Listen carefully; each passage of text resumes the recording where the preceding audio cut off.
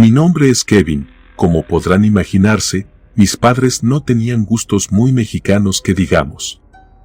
Nací en el estado de Nayarit. El relato que les voy a contar me ocurrió en un mes de febrero, allá por el año 2016.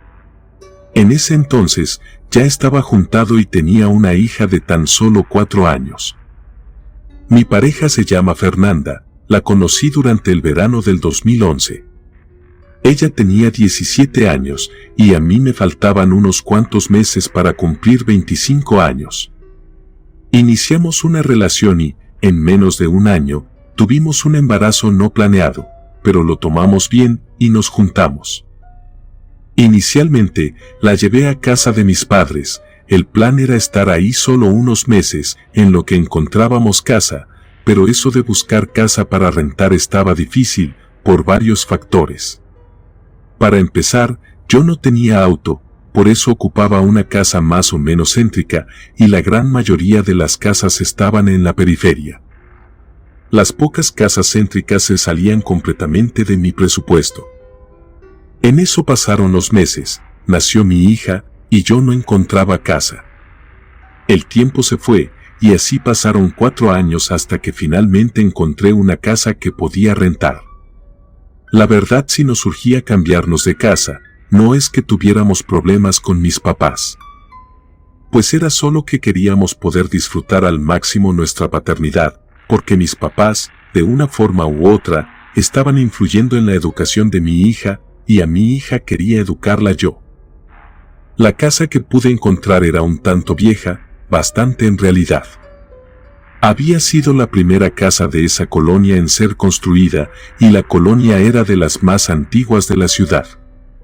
Por lo tanto, la casa posiblemente fue de las primeras 500 en construirse en toda la ciudad. El dueño de la casa era un español, él no la usaba, no vivía en ella. Según le entendí, se la habían transferido como pago de una deuda, no lo sé, cosas de empresarios. El punto es que al español ese no le importaba mucho el dinero, porque ciertamente no le hacía falta. Por eso, la renta era tan accesible, y tenía el plus de que por 300 pesos más al mes, dejaba la casa amueblada. Tampoco se crean que eran muchos muebles, 2 camas, comedor, refrigerador, estufa y un sillón. Eso sí, el contrato a firmar era por 5 años, y como el pago quedaría domiciliado a mi tarjeta de crédito, y todo se haría en presencia de un notario y de un representante del banco, pues no había forma de que yo dejara de pagar. Era un contrato bastante agresivo, pero en casi 5 años no había encontrado otra casa que pudiera costearme. La verdad, no dejaría ir la oportunidad. Pero antes de que firmáramos el contrato, el español me dijo que había una cosa muy importante que yo debía saber sobre la casa, y me advirtió que podría hacerme cambiar de opinión. Resulta que, según le contó la persona que le transfirió la casa, los primeros dueños habían sido los hijos menores de una adinerada familia. Después, ellos vendieron la casa y, con el pasar del tiempo, la casa fue cambiando de dueños. Pues unos 80 años atrás, la casa pasó a ser propiedad de un extranjero que se mudó a la casa con su familia. Años después, su esposa falleció de una extraña enfermedad y su hija la siguió poco después, ya que padecía lo mismo. El hombre, ya viudo, se quedó con su pequeña nieta, único pariente que le quedó de su hija. Cuando la pequeña cumplió 5 años, terminó muriendo de la misma enfermedad que se llevó hasta la tumba a su madre y abuela. Entonces, el señor se quedó completamente solo. Como era extranjero, no había ni una sola persona que se preocupara por él. Pudo haberse regresado a su país natal, pero habrá tenido sus razones para no haberlo querido hacer, quién sabe. Y debido a su tremenda soledad, no tardó en caer en una profunda depresión. Fue entonces que a la casa llegó una bruja a tocar la puerta. La bruja estaba al tanto de la tragedia tan grande por la que estaba atravesando aquel pobre extranjero. Pues la bruja lo convenció de que ella podía devolverle a toda su familia. El hombre no tenía nada que perder, así que le preguntó a la bruja cuál era el precio que debía de pagar. La bruja le pidió que necesitaba a una mujer embarazada para poder realizar el ritual. Al extranjero no le interesaba qué era lo que la bruja le iba a hacer a la mujer, lo único que le importaba era recuperar a su familia. Entonces, esa misma madrugada, salió en medio de la lluvia, caminó por las calles hasta encontrar a una joven indigente que estaba embarazada. Y con engaños, la llevó hasta su casa, donde ya la estaba esperando la bruja. La joven no pudo hacer nada para defenderse de la malvada bruja y sufrió una muerte horrible. Cuando la bruja terminó de realizar el ritual, el extranjero preguntó en qué momento aparecería su familia. Pero lo único que obtuvo de la bruja fueron unas carcajadas burlescas que se oyeron en toda la cuadra. El señor entendió que la bruja lo había manipulado. Eso lo cegó, se llenó de cólera y todo el rencor que tenía hacia la vida lo desquitó con la bruja. Terminó estrangulándola para luego él mismo terminar con su propia vida. Después de aquellos terribles sucesos, la casa de alguna manera pasó a ser propiedad de la persona que se la traspasó al español. Como yo no creí que esa historia fuera verdad, acepté proseguir con la firma del contrato sin más. Mi mujer era muy sugestionable, por eso opté que lo mejor era no contarle nada. Pues ella estaba maravillada con la vivienda y no quería arruinarle esa sensación. Les describo un poco la casa. Estaba construida en madera casi en su totalidad. La casa se erguía con acabados majestuosos que la convertían en la casa más llamativa de esa calle. Porque, aunque ciertamente estaba muy descuidada, los detalles de su arquitectura la hacían resaltar de forma natural. Para el día domingo ya habíamos terminado de mudarnos. Ese mediodía compramos carnitas, tortillas, salsa e invitamos a mis papás a almorzar. Después de almorzar, mi papá y yo estábamos tomándonos unas cervezas, mientras mi hija estaba jugando en el patio con su mamá y con su abuela. Todo iba bien, hasta que mi padre y yo vimos que ellas tres venían corriendo hacia nosotros, visiblemente asustadas. Ellas juraron haber visto que se apareció un señor en una esquina del patio y empezó a caminar hacia el árbol que estaba a mitad del patio. Ellas se asustaron, cargaron a la niña y corrieron con nosotros. Mi papá se quedó con ellas y yo fui a revisar el patio. Por supuesto que no encontré a nadie. Me acerqué a las esquinas, había llovido un día antes, por eso había lodo. Yo estaba esperando ver algunas huellas, pero no encontré ninguna huella, pues nadie había caminado por ahí. En eso volví con Fernanda y con mi mamá, y les comenté que en el lodo no había ninguna huella, pero ellas estaban convencidas de que habían visto a un hombre aparecerse en la esquina. Tardamos mucho rato en poder hacer que se tranquilizaran un poco. Fue curioso, porque Fernanda y mi madre estaban más asustadas que la niña. Estando en calma, mantenían su postura de haber visto una persona en el patio, y nosotros les pedimos que lo describieran. Lo que mi papá y yo estábamos esperando era que mi esposa y mi madre dijeran cosas diferentes, para así poder demostrarles que todo había sido cosa de su cabeza. Pero, para nuestra sorpresa, las dos coincidieron en todo. Pues decían haber visto a un señor con ropas de tonalidades pasteles. Lo más notable de su rostro era una prominente barba, tan larga que hasta usaba una trenza. Traía un sombrero negro algo empolvado, parecía grande de edad pero no anciano. Lo que las hizo correr fue que ese hombre caminaba a pesar de no tener pies. Mi madre quedó tan asustada que después de ese incidente tardó muchísimo tiempo en volver a casa. Mientras tanto, mi mujer empezó a sentirse observada dentro de la casa. No le ocurría todo el tiempo, solo cuando estaba sola. A mi hija le ocurría lo mismo, decía que cuando se quedaba sola en su cuarto podía oír cosas extrañas.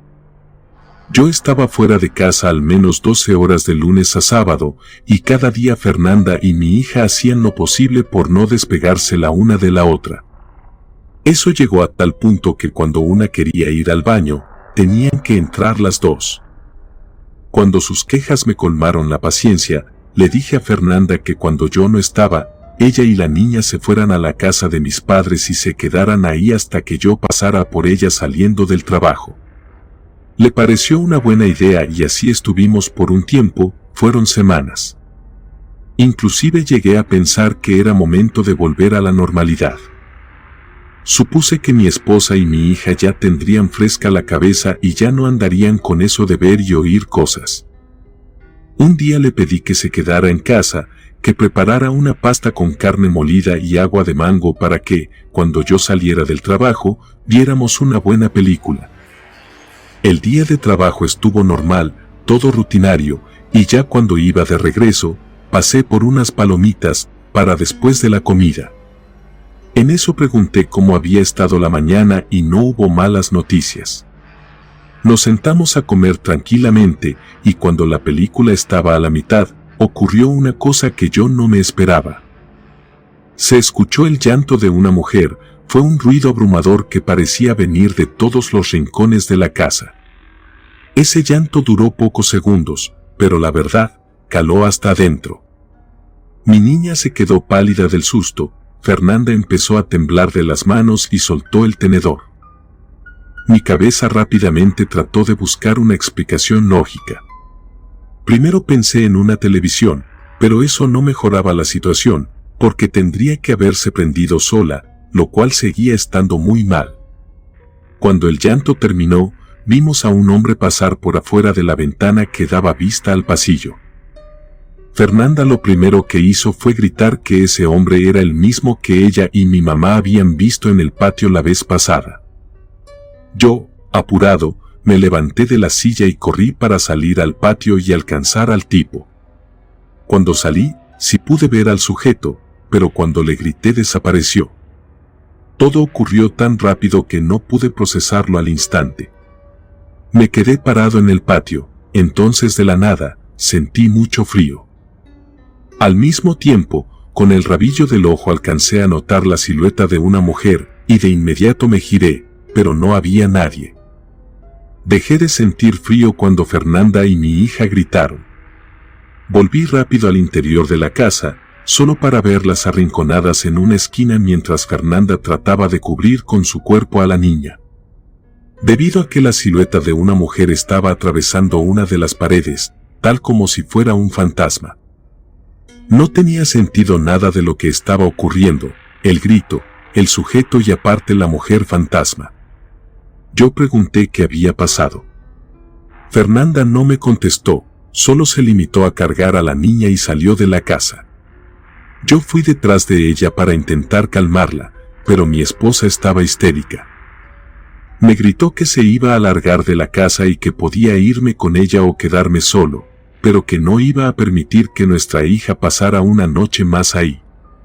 Subimos al auto y cuando apenas lo iba a encender, llegaron mis padres en su camioneta. Les contamos todo lo que pasó y nos fuimos a su casa. Sin embargo, esa noche me fue imposible dormir. Pues no dejaba de pensar en la historia que me había contado el dueño de la casa sobre la bruja que engañó a un hombre para poder sacrificar a una mujer embarazada, para después perecer en manos del hombre al que había engañado.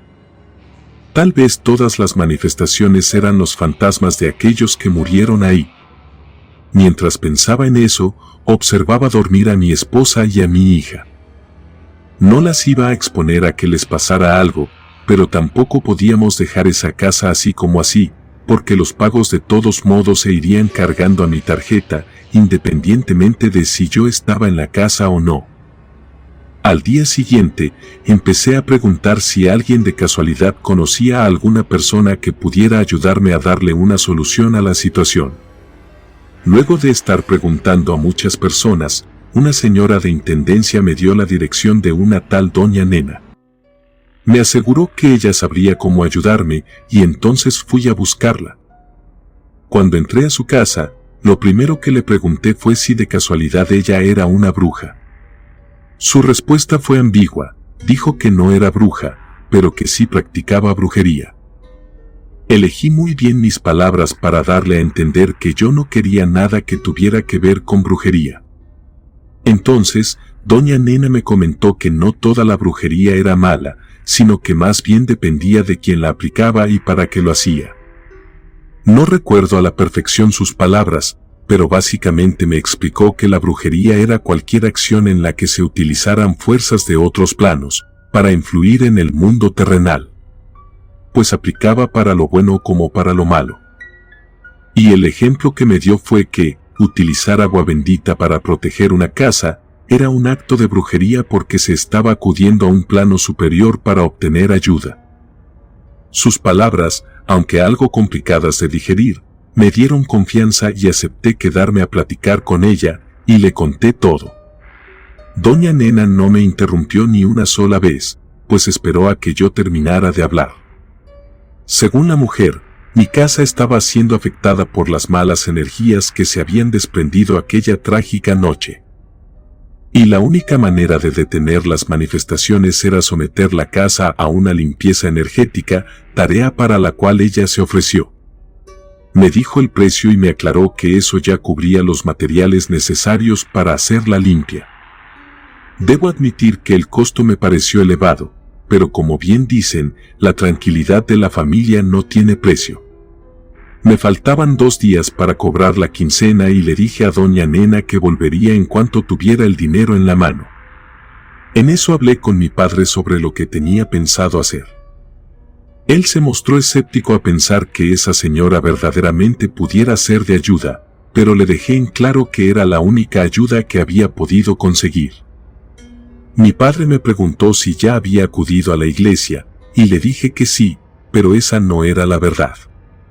Por aquellos años, yo había tenido un problema con un sacerdote y debido a eso no quería saber nada de la iglesia.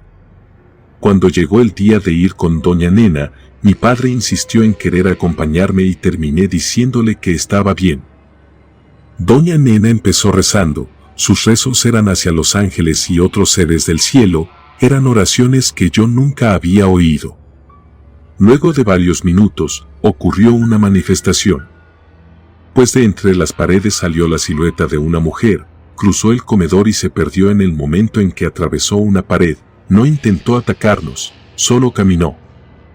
Doña Nena, en un tono que no transmitía mucha calma que digamos, me aclaró que lo que acabábamos de ver no había sido un fantasma. Pues se trataba de un recuerdo viviente.